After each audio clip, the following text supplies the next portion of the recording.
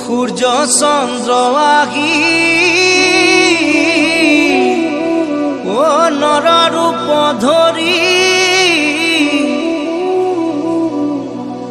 শঙ্কৰ মাধৱ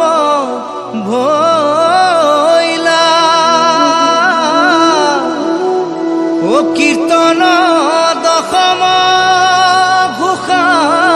ৰত্নাৱলী ও ভকত বৈষ্ণৱক